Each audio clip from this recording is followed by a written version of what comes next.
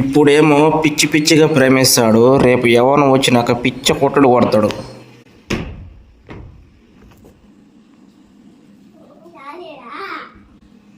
రే పాని రారే వస్తాడా రారే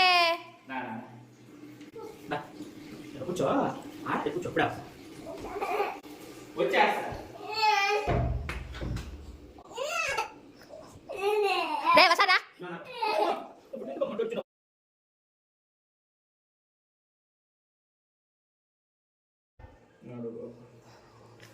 నా సూర్యుడివి నా చంద్రుడివి నా దేవుడివి.